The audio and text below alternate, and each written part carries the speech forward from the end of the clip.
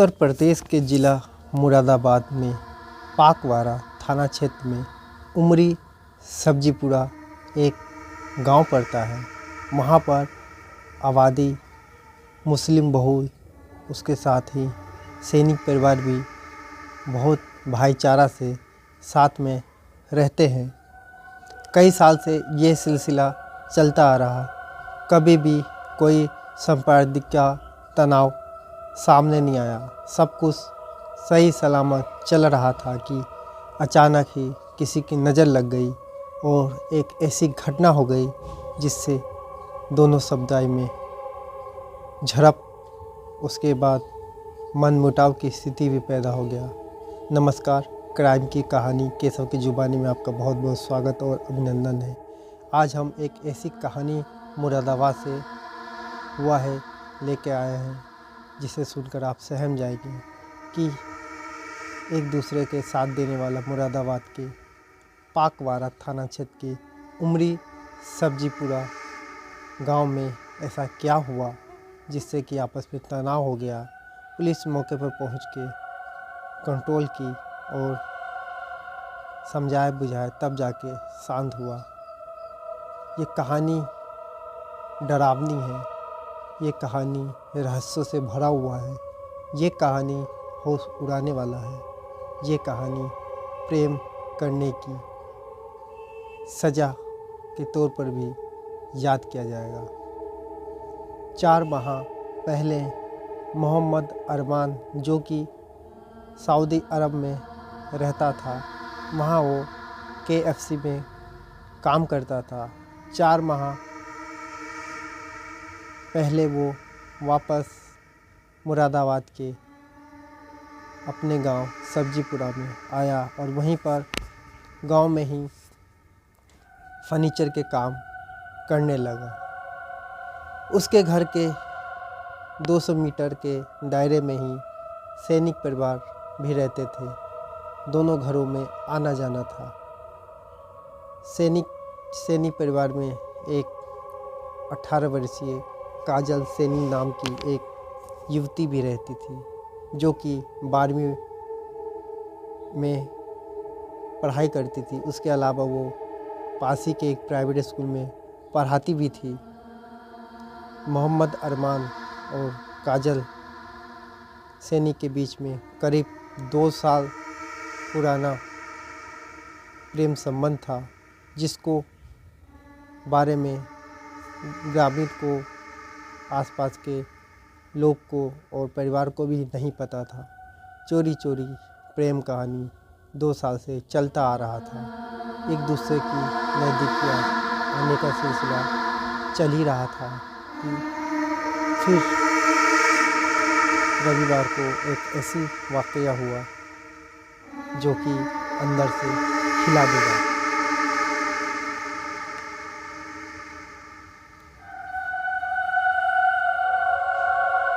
रविवार 18 जनवरी 2026 को रविवार की रात मोहम्मद अरमान काजल सैनी से मिलने के लिए रात में ही उसके घर पहुंचता है। वहां पर काजल सैनी के 3 भाई 2 मंजिला मकान में रहते हैं। काजल सैनी के माता पिता गांव के पास ही खेत में रहते हैं। कोई नहीं था। चोरी से मोहम्मद अरमान मिलने पहुंचा। उसी में एक भाई को उसको कमरे के अंदर बहन और प्रेमी को देख लिया। उसके बाद उसने अपने भाई को जगाया और उस कमरे में जा पहुंचा जहां उसकी बहन और प्रेमी आपस में बात कर रहे थे। अंदर का दृश्य देखकर भाइयों का होश उड़ गया। खून सर पे सवार था। अनन फनन में उसने एक ऐसा कदम उठाया जिसकी आप कल्पना भी नहीं कर सकते हैं। पहले तो अरमान को मारा पीटा गया, उसके बाद उसके हाथ पांव बांध दिया रस्सी से। फिर एक भाई ने फावड़ा ले आया और उसके सर पर 3-4 बार वार किया। उसके बाद वो जब बेहोश होकर ज़मीन पर गिर गया, खून बिखर गया, काजल घबरा गई, बाहर भागने वाली थी, शोर मचाने वाली थी बचाने के लिए कि उसके भाई ने उसे भी दबोच लिया और उसको भी बेरहमी से वही फावड़ा से मार दिया। मारने के बाद तीनों ने दोनों की लाश को बोरी में भर के गांव से दूर नीम करोली मंदिर के पीछे एक नदी गगन बहती है, उसी के किनारे दोनों को दफना दिया। इस हत्या का राज भी छुपा दिया, किसी को कुछ पता नहीं चला। लेकिन कहते हैं कि अपराधी कितना भी चालाक क्यों ना हो, कुछ ऐसा होता है कि वो शिकंजे में आता है। इसमें भी यही हुआ। अरमान के परिजन पिछले 3 दिन से अपने अरमान को ढूंढ रहे थे, लापता था। थाने के चक्कर काट रहे थे, शिकायत दर्ज करवाई, लेकिन पुलिस ने अनसुनी कर दी। उसके बाद जब शिकायत पुलिस के पास गया तो काजल के भाई को भी पता चला। उसने भी अपनी बहन की गुमशुदगी का रिपोर्ट लिखा ली। उसी दिन पाकवाड़ा थाने के अंदर गए, वहाँ शिकायत दर्ज कराई कि मेरी बहन को बला फुसलाकर अरमान भगा ले गया। इसके बाद वो उस पर धर्म परिवर्तन कर लव मैरिज करना चाहता है। ये शिकायत जब पुलिस के सामने आई तो पुलिस चौंक गए और 2 समुदायों के बीच का मामला जानकर पुलिस में चौकन्ना हुए और जांच पड़ताल तेज की। इसी जांच पड़ताल पूछताछ में शक काजल के भाइयों पे गया, उसको हिरासत में लिया। पूछताछ शुरू हुआ तो पहले तो उसने पुलिस के सामने घटना में शामिल होने के बारे में नहीं बताया। जब उससे कड़ाई से पूछताछ हुआ तो एक राज उगला, ऐसा राज जिसे सुनकर आप दंग रह जाएंगे। उसने पूरी कहानी पुलिस को बताई। उसके बाद उसको लेकर पुलिस निशानी देह पर, जहाँ पे दोनों शव को ज़मीन में दफनाया गया था, वहाँ पर गया। Police forensic team, dog squad, उसके साथ ही मजिस्ट्रेट को भी वहाँ पे बुलाया गया।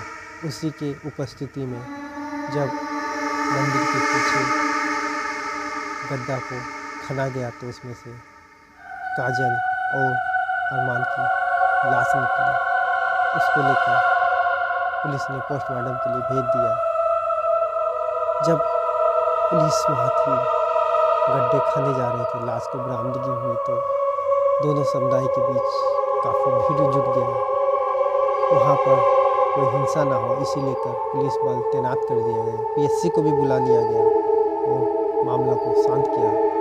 उसके बाद फिर से पुलिस ने उसके दोनों भाइयों से पूछताछ की तो वो फावड़ा भी बरामद किया गया और जिससे उसने हत्या किया था, अपनी बहन और प्रेमी की हत्या के बाद उसने कबूल किया और उसने स्वीकार किया कि गुस्से में आकर उसने ये कदम उठाया। लेकिन जिस तरीके से घटना को अंजाम दिया गया था, उससे ये प्रतीत होता है कि उसने गुस्से में नहीं, एक साजिश, एक प्लान के तहत इस घटना, इस वारदात को उसने अंजाम दिया था। उसे भनक लग चुका था कि अरमान और उसकी बहन के बीच प्रेम संबंध है।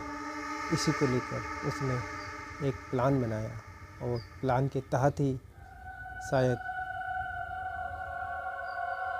अरमान को बुलाया गया होगा और उसके बाद दोनों को घर के अंदर बंद कर हाथ पैर बांध दिया। उसके बाद फावड़े से मार के अधमरा कर दिया। बहन बचाने की कोशिश की तो बहन पे भी हमला किया, फावड़े से उसके सिर पे भी वार किया। दोनों मर गए तो फिर लाश छुपाने की एक फिर साजिश रची कि बच जाएंगे। बोरी में भरा और ले जाकर उस दूर गग्गर नदी के किनारे नीम करोली मंदिर के पीछे दफना दिया कि किसी को कुछ ना पता चले। लेकिन कहते हैं कि अपराधी कितना शातिर चालाक क्यों ना हो, वो फंस ही जाता है। इस पूरी कहानी में भी यही हुआ। जब अरमान की फैमिली रिपोर्ट दर्ज कराने गई तो पुलिस को मामला को गंभीरता से नहीं लिया था। फिर जब काजल सैनी के परिवार रिपोर्ट लिखाने गए, उसकी भी बहन गायब है, तब पुलिस चौकन्ना हुई और जांच पड़ताल की और हकीकत में बदला। फिलहाल दोनों भाइयों को हिरासत में लेकर जेल भेज दिया गया है। तीसरे भाई की तलाश चली और ये एक प्रेम कहानी, उम्मीदों का प्यार जो कि दफन हो गया ज़मीन में। खौफनाक साजिश और ऐसा कत्ल जिसको लेकर ना काजल सोची होगी ना अरमान सोचा होगा क्या उसके साथ ऐसा भी हो सकता है। तो ये क्राइम की कहानी बेहद खौफनाक और एक झूठी शान के कारण अपने ही परिवार की बहन को मौत की नींद सुलाना, उसके प्रेमी को मार के गड्ढे में दफना देना, ये इंसाफ है क्या? अगर चाहते तो दोनों फैमिली आपस में बैठ के समझौता कर लेते, लेकिन जब खून सवार हो और दिमाग में खुरापात हो तो इसी तरीके की घटना सामने आती। ये कहानी बताने का उद्देश्य किसी का दिल दुखाना नहीं, बस ये बताना था कि किस तरीके से प्रेम का अंत खौफनाक होता है। तो फिलहाल कहानी में इतना ही है। फिर मिलेंगे किसी नई कहानी के साथ। जब तक के लिए अनुमति दीजिए। नमस्कार। और हमारे क्राइम की कहानी केशव की जुबानी को लाइक, सब्सक्राइब और शेयर करना ना भूलें। आज सुबह ही एक युवती के मिसिंग की कंप्लेंट उसके परिवार के द्वारा दी गई। इन दोनों कंप्लेनेंट्स की जांच पर काफी गहनता से परिवार के साथ और अन्य मुखबिरों के साथ जब थाना प्रभारी के द्वारा जांच की गई तो इसमें ये विदित हुआ कि ये दोनों मिसिंग युवक और युवती एक दूसरे से परिचित रहे हैं। और इस संबंध में जब गहनता से जांच की गई तो इसमें ये प्रकाश में आया कि युवती के भाइयों के द्वारा दोनों की हत्या कर दी गई है। और उसके भाइयों से जब पूछताछ की गई तो उनकी निशानदेही पर दोनों के शवों को बरामद किया गया। घटना में प्रयुक्त एक फावड़ा भी जिसके द्वारा हत्या की गई वो भी बरामद किया गया है। मृतक युवक के परिजनों से तहरीर प्राप्त कर थाना पाकवाड़ा पर मुकदमा अपराध संख्या 18/26 जो कि बीएनएस की धारा 103(1) और 238 के अंतर्गत पंजीकृत किया गया है। ये युवती के 3 भाइयों के खिलाफ पंजीकृत किया गया है। 2 भाइयों को हिरासत में लिया जा चुका है और दोनों के शवों को निकाला गया उस मजिस्ट्रेट की प्रेजेंस में और मुलजिमों की शिनाख्त की निशानदेही पर निकाला गया है। और इनका पैनल और वीडियोग्राफी के साथ में इनका पोस्टमार्टम कराया जा रहा है। मुकदमा पंजीकृत है, पुलिस के द्वारा विधिक कार्रवाई की जा रही है। कानून व्यवस्था से संबंधित कोई समस्या नहीं है, पर्याप्त पुलिस बल मौजूद है।